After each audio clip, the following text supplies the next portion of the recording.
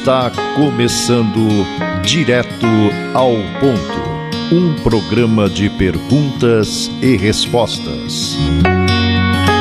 Direto ao Ponto, a sua dúvida analisada de forma lógica e equilibrada.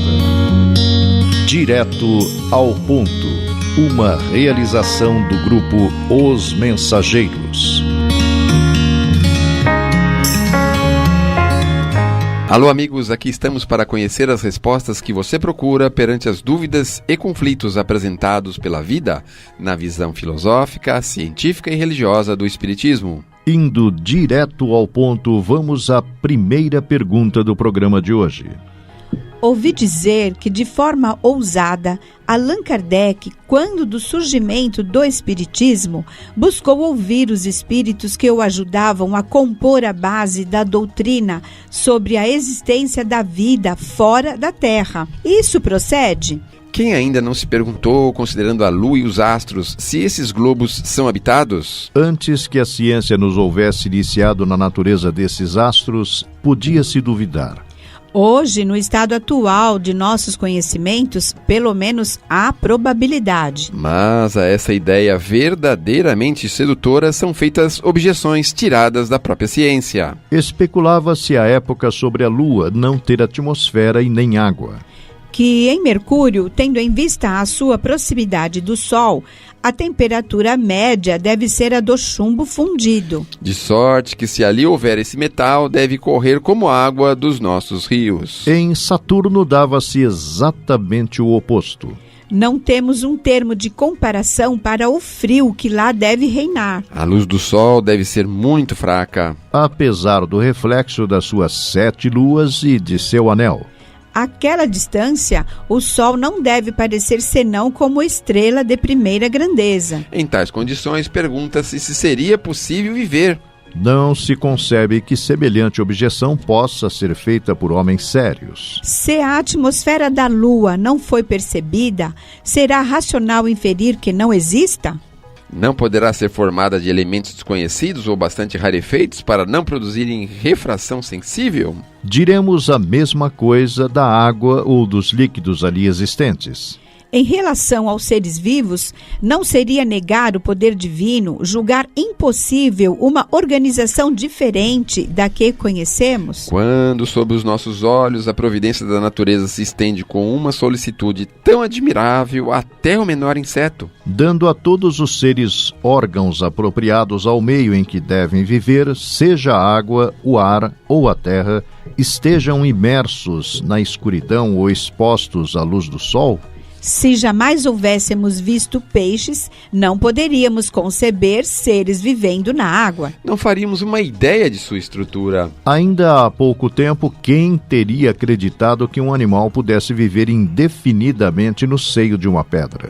Mas, sem falar desses extremos, os seres que vivem sob o forte calor da zona tórrida poderiam existir nos gelos polares? E, entretanto, há nesses gelos seres organizados para esse clima rigoroso, incapazes de suportar o ardor de um sol tropical. Por que então não admitir que os seres possam ser constituídos de maneira a viver em outros globos e em meio totalmente diferente do nosso? Seguramente, sem conhecer a constituição física da Lua, dela sabemos o bastante para estarmos certos de que, tais quais somos, ali não poderíamos viver, como não o podemos no seio do oceano, na companhia dos peixes. Pela mesma razão, se os habitantes da Lua, constituídos para viver sem ar ou num ar muito rarefeito, talvez completamente diverso do nosso, pudessem um dia vir à Terra, seriam asfixiados em nossa espessa atmosfera. Como ocorre conosco quando caímos na água.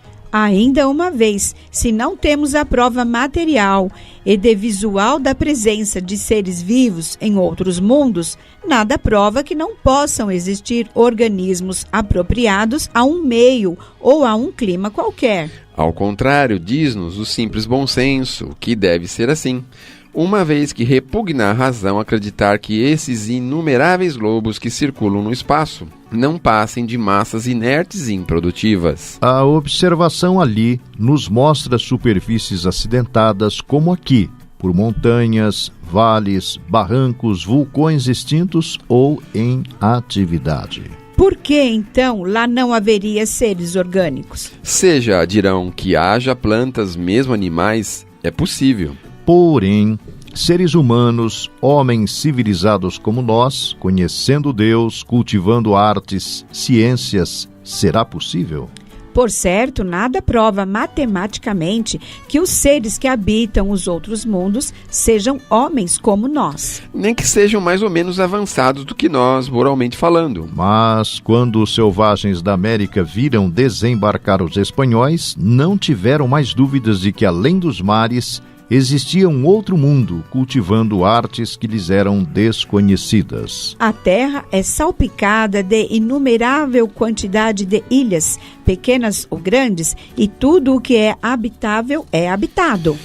Não surge no mar um rochedo sem que o homem ali não plante a sua bandeira. Que diríamos se os habitantes de uma dessas menores ilhas, conhecendo perfeitamente a existência das outras ilhas e continentes, mas não tendo tido jamais relações com os que os habitam, acreditassem ser os únicos seres vivos do globo?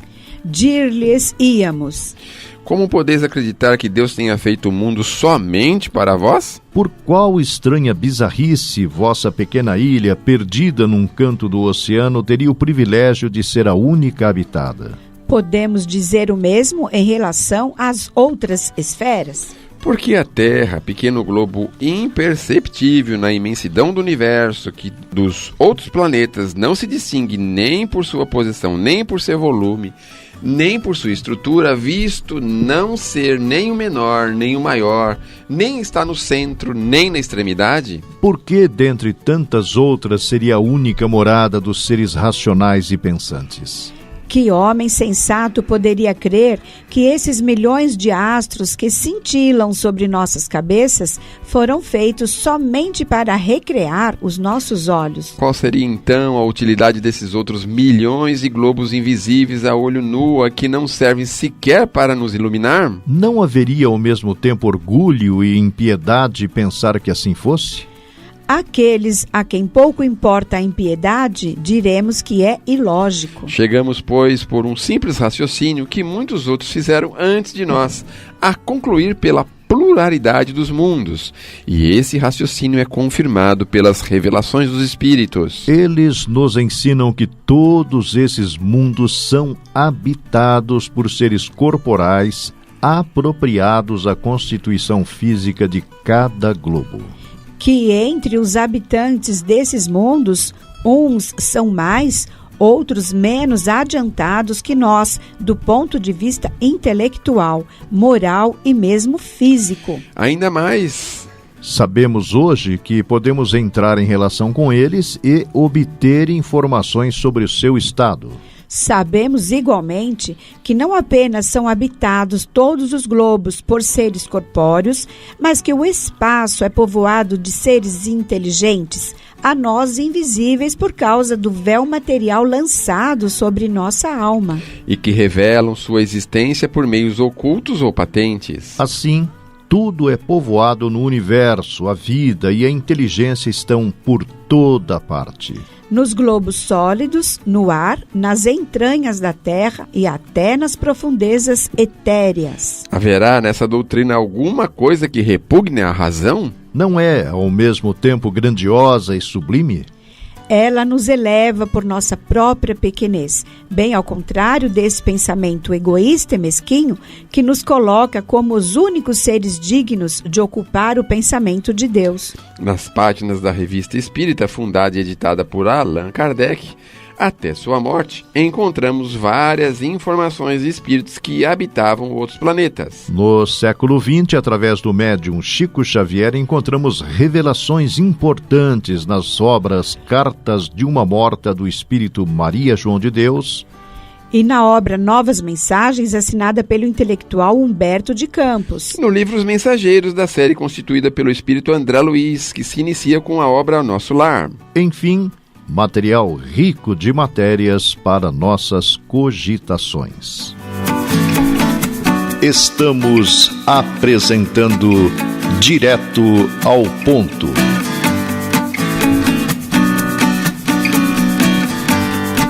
A visão do Espiritismo sobre a morte amplia nossa compreensão sobre um verdadeiro universo invisível. Fica confirmado, então, que a morte não é o fim. Por que nosso temor em relação a ela? A morte física na Terra é pura impressão. O fenômeno é apenas de invisibilidade ou, por vezes, de ausência. O argumento dos céticos de que ninguém voltou da morte para dar informações sobre a continuidade da vida é um erro e já não se sustenta.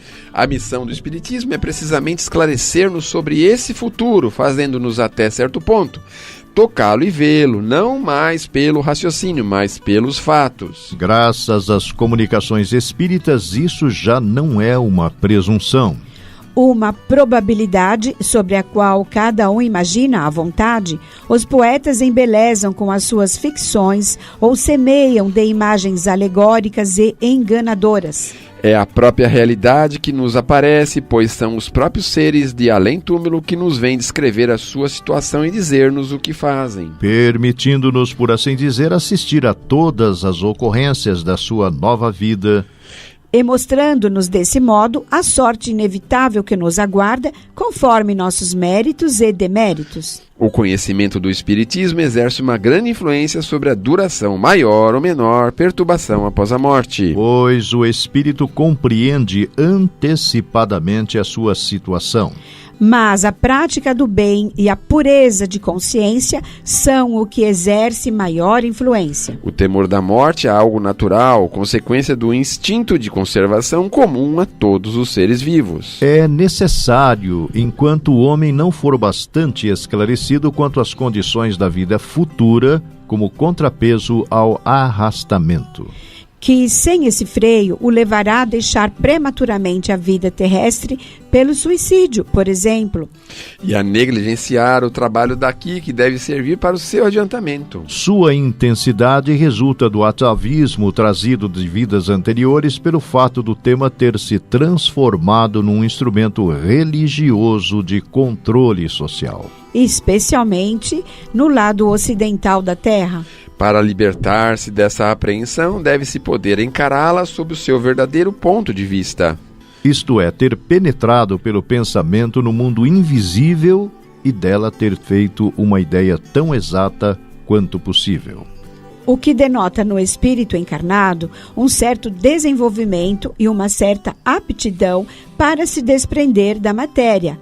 Nos que não são suficientemente avançados, a vida material ainda predomina sobre a vida espiritual. Esse sentimento tende a desaparecer com a evolução do espírito. A apreensão da morte depende da insuficiência das noções sobre a vida futura. Enfraquece à medida que se forma a certeza. Desaparece quando a certeza é completa. À medida que o homem melhor compreende a vida futura, diminui a apreensão da morte. A educação desde a infância pode mudar isso. Naturalmente, visto que outra razão para alimentar-se este medo se deve à impressão que as pessoas conservam do ensino que lhes foi dado ou não desde a infância. Uma dúvida comum aos que se vão aprofundando na ideia da sobrevivência é: supondo-se que a existência do espírito seja real, qual a situação dos espíritos encarnados cujos corpos ficam meses e até anos em estado de coma?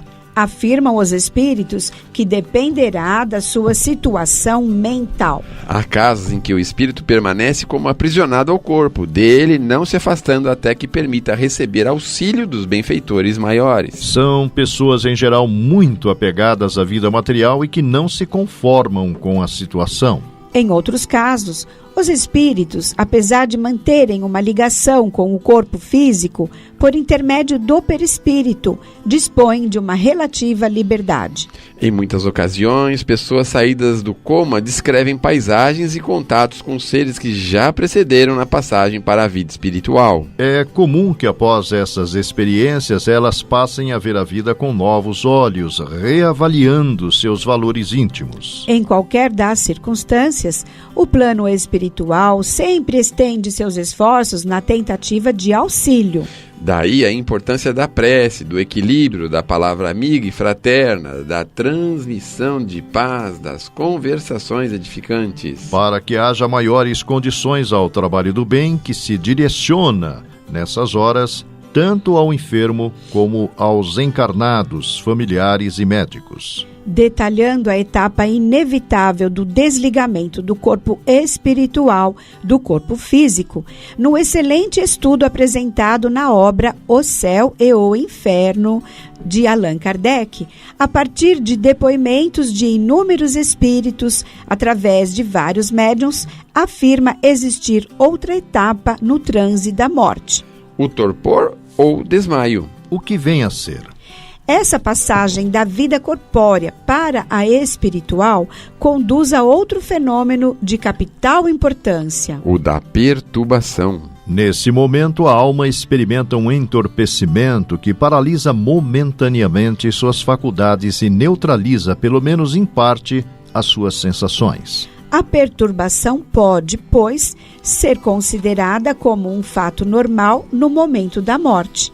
Sua duração é indeterminada, pois ela varia de algumas horas para alguns anos. À medida que se dissipa, a alma se sente na situação de um homem que acorda de um sono profundo. Suas ideias são confusas, vagas e incertas. A sua visão é como se estivesse num nevoeiro. Pouco a pouco, a visão vai se esclarecendo, a memória se reaviva. Mas isso de acordo com as situações individuais. Outro ponto importante sobre o qual devemos pensar seriamente é o seguinte: entre os hábitos impostos pelas religiões dominantes do lado ocidental da Terra, apesar das evoluções havidas, um dos preservados é o chamado velório. Avaliam os espíritos instrutores que a cerimônia dos funerais e o convencionalismo do velório dificultam sobremaneira a libertação espiritual. Segundo eles, durante o velório, as imagens contidas nas evocações das conversas no local incidem sobre a mente do desencarnado, mantido em repouso depois de rápido mergulho na contemplação dos fatos alusivos à existência finda. Por vezes, as conversações sem proveito exumam com tamanho calor as lembranças de certos fatos que trazem ao ambiente alguns dos protagonistas desencarnados. O clima dominante nesses locais acaba por perturbar o que precisa de ambiente harmônico ante tantas surpresas percebidas por vezes conscientemente. Você está ouvindo Direto ao Ponto.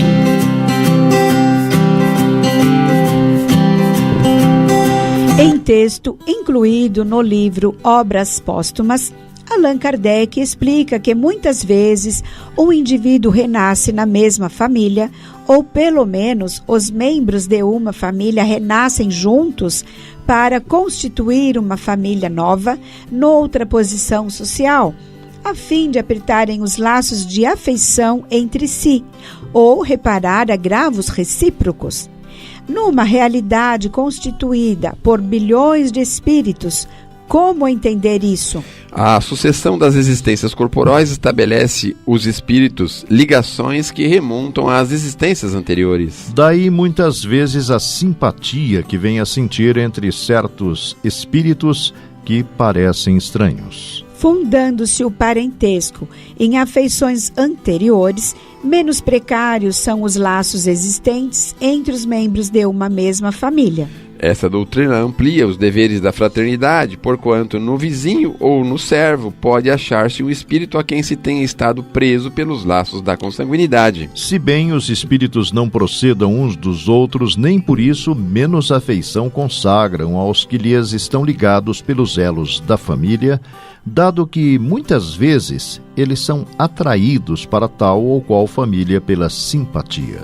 Ou pelos laços que anteriormente se estabeleceram. No curso do tempo, as existências se intercambiam umas com as outras. Os companheiros do passado voltam a nós reclamando o trabalho ou a pacificação, o reajuste ou a assistência que lhes devemos. O familiar portador de inquietação e de sofrimento é sempre a mesma pessoa que se desequilibrou à conta de nossos erros em épocas transatas. E que exige reabilitação ao preço de nosso cuidado e devotamento nas áreas de assistência física. Todo parente difícil é trabalho de amor ou reharmonização que a divina providência nos confia. O objetivo é que tenhamos o privilégio de transfigurá-lo em degrau de serviço e de luz no rumo de nossa própria sublimação.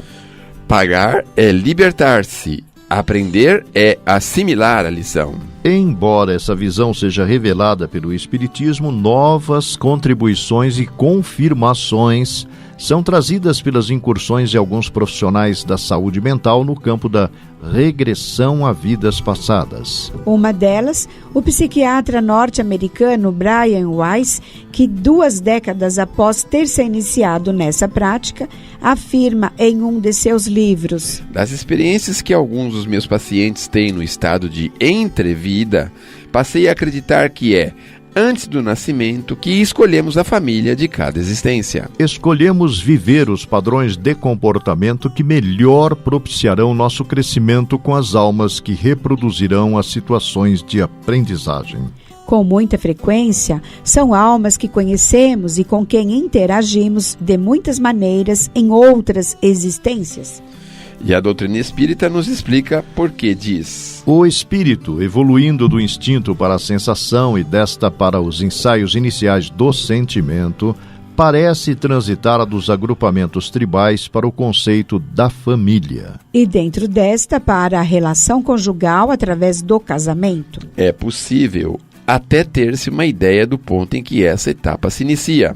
Revelam os espíritos que à medida que se dilata o afastamento da animalidade quase absoluta para a integração com a humanidade, o amor assume dimensões mais elevadas. Tanto para os que se verticalizam na virtude, como para os que se horizontalizam na inteligência. A energia natural do sexo inerente à própria vida em si gera cargas magnéticas em todos os seres, pela função criadora de que se reveste. Cargas que se caracterizam com potenciais nítidos de atração no sistema psíquico de cada um.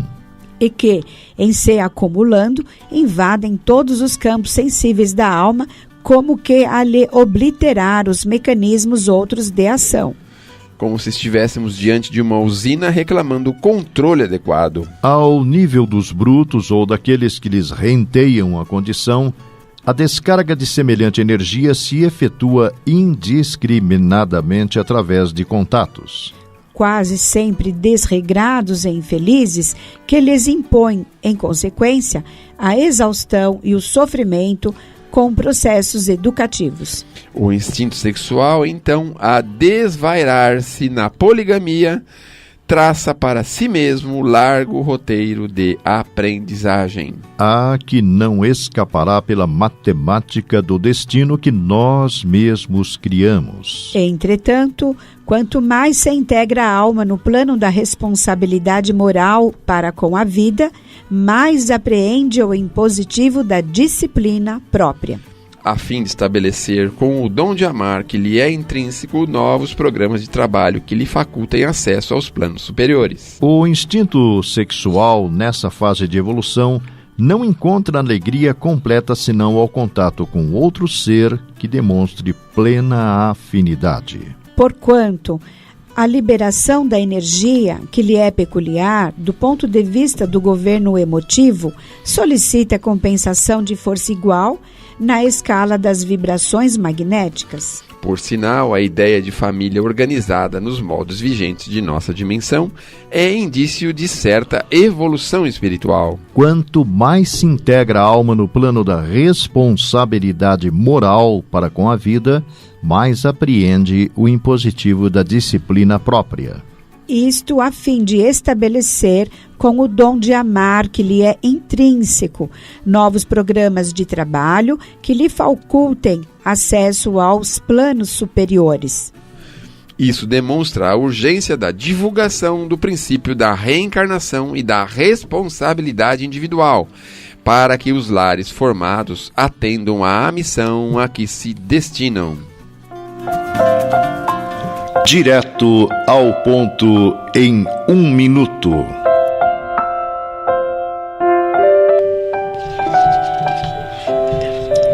Entrega-te a Deus. Procurastes remédio para o mal que te aflige. Repouso demorado ampliou-te a aflição. Longas explicações aumentaram-te a dor. Companhias aos montes fizeram-te mais só.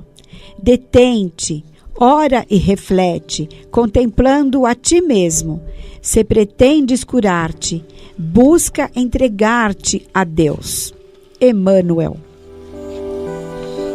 Muito bem, meus amigos, vamos vendo aqui uma lista de situações pelas quais nós precisamos começar e continuar e firmar ainda mais a nossa confiança em Deus. Muitas vezes estamos acreditando que o repouso para nós será o melhor remédio, ou que existe algum remédio físico, químico que possa sanar o nosso mal. Mas ainda temos também companhias que não nos agradam ou que nos fazem nos sentir mais só. Nosso irmão espiritual nos mostra o caminho da cura, para nos curarmos de qualquer mal que a vida possa nos apresentar, sejam eles complicações físicas, sejam eles excessos de qualquer natureza, sejam eles companhias indesejáveis ou desejáveis, porém vazias e fúteis. O que é mais importante para todos nós é, em verdade, confiarmos integralmente em Deus ou entregarmos-nos à sua direção, porque quando nós colocamos a nossa vontade segundo a vontade de Deus, obviamente o nosso Pai nos utiliza como seu fiel instrumento, e para ser fiel instrumento do Criador é preciso que nós tenhamos uma grande disposição desta entrega, que nós possamos pensar mais profundamente e entregarmos-nos mais intensamente a Deus, nosso Pai, porque para nós o que pode representar um sucesso, para Deus pode significar apenas um atraso ou um retrocesso. Meus amigos, entregando-nos a Deus, e Deus nos ajudará e nos encaminhará para o futuro. Palavras finais.